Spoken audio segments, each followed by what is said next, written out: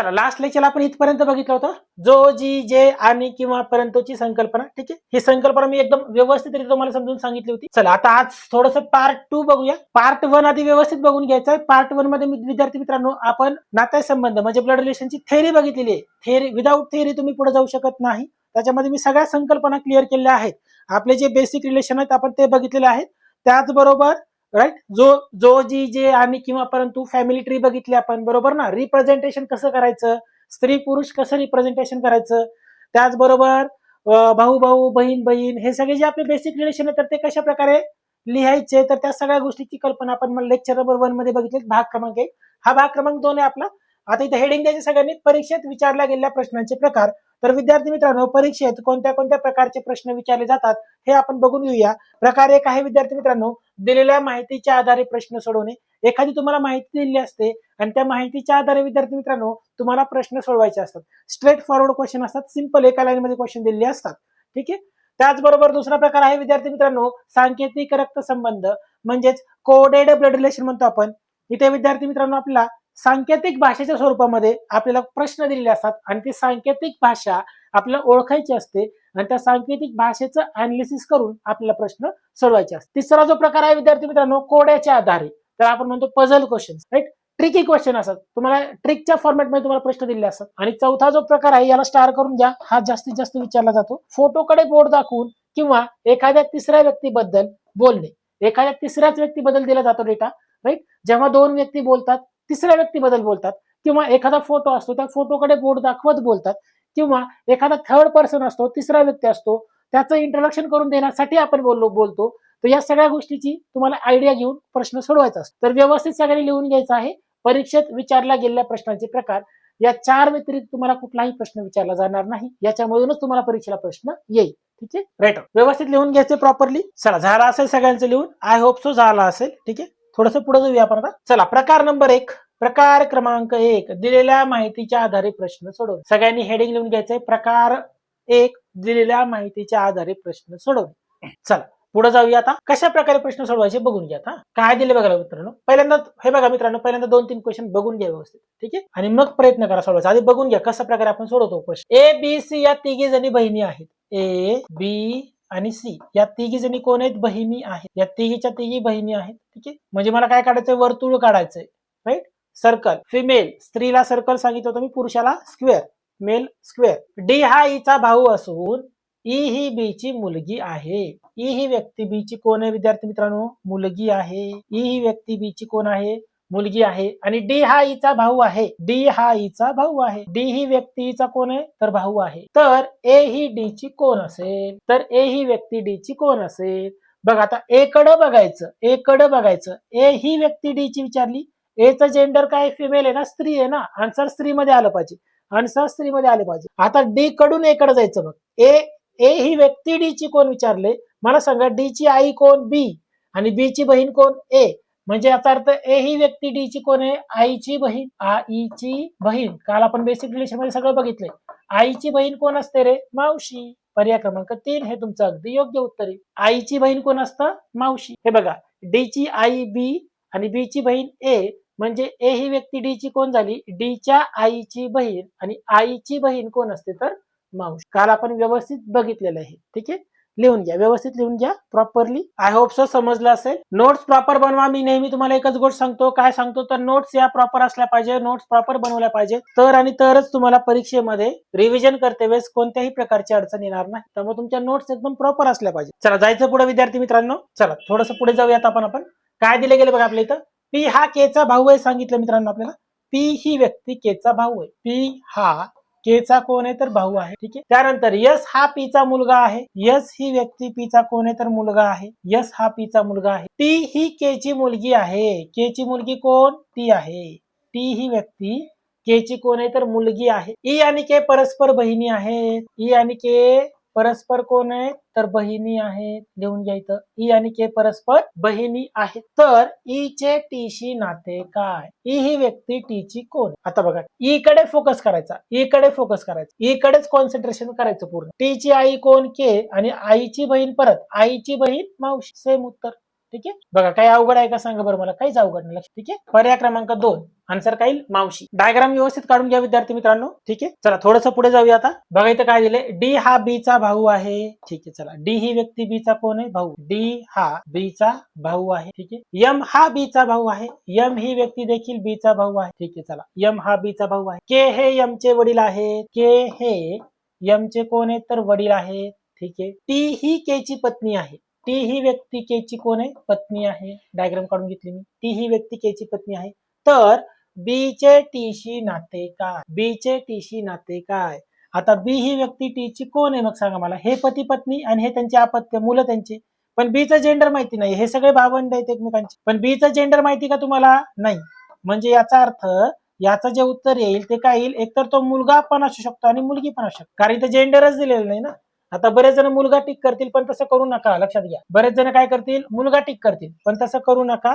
Answer काय करावं लागेल तुम्हाला, मुलगा किंवा मुलगी, कारण तुम्हाला जेंडर दिलेलं नाही. लक्षात घ्या, जेंडर दिले का, नाही दिलेलं. राईट. इथं तुम्हाला सर्कल पण दिला नाही आणि स्क्वेअर पण दिलं नाही, वर्तुळ पण नाही आणि चौकोन पण नाही, काहीच. म्हणजे याचा अर्थ हा मुलगा पण असू शकतो आणि ही मुलगी पण असू शकते. चला झाला का विद्यार्थी मित्रांनो, लिहून जायचं पुढं. आय होप सो झाला असेल. चला थोडंसं पुढे जाऊया आता विद्यार्थी मित्रांनो. बघा इथं काय दिले बघा, पी हा क्यूचा पिता आहे सांगितलं मित्रांनो. पी जी व्यक्ती आहे ती क्यूचा पिता आहे. ठीक आहे. पी हा क्यूचा पिता आहे. ठीक आहे. क्यूची आई टी, क्यूची आई कोण, टी, म्हणजे इथे येणार टी.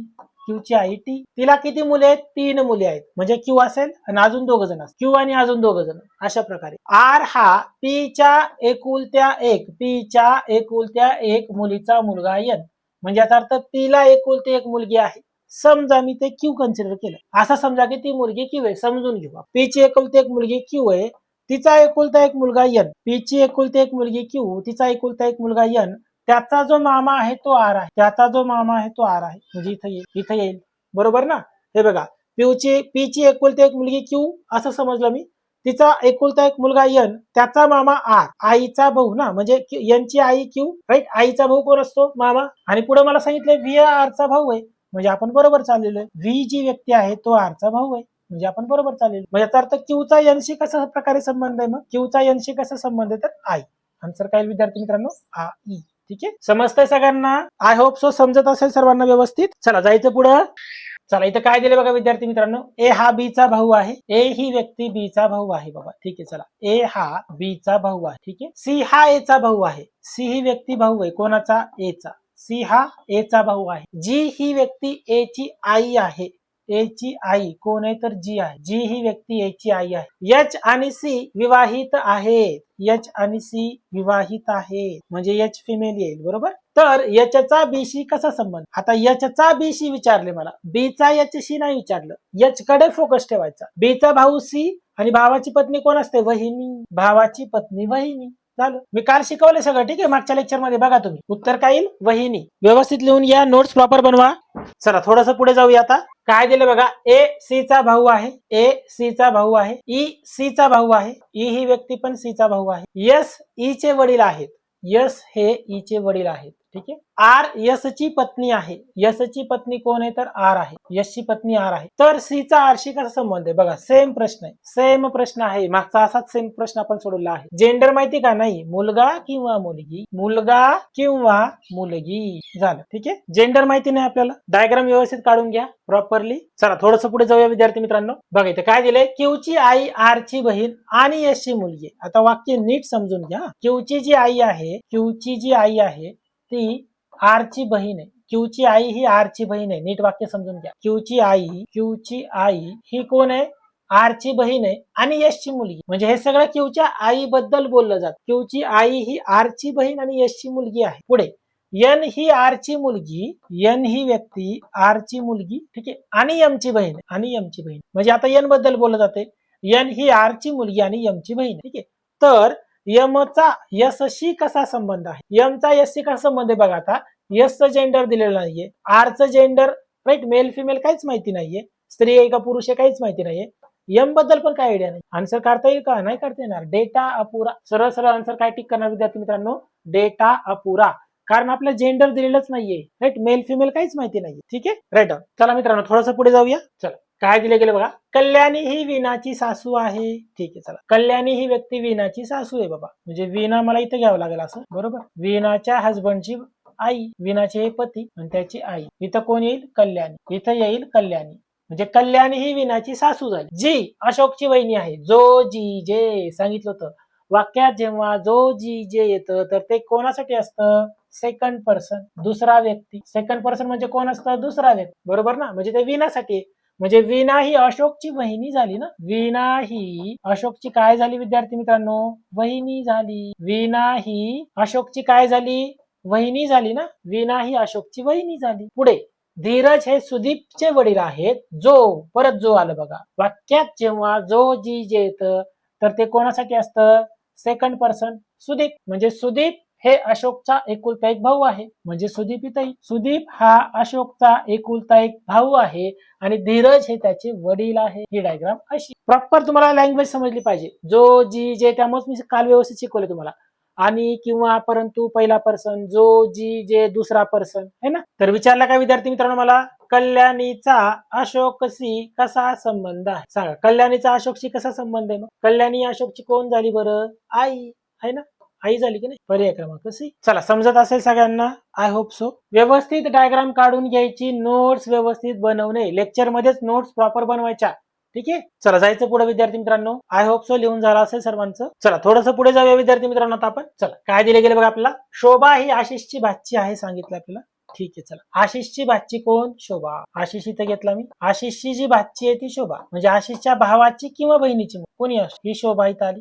ठीक आहे, पुढे बघा. आशिषची आई प्रिया.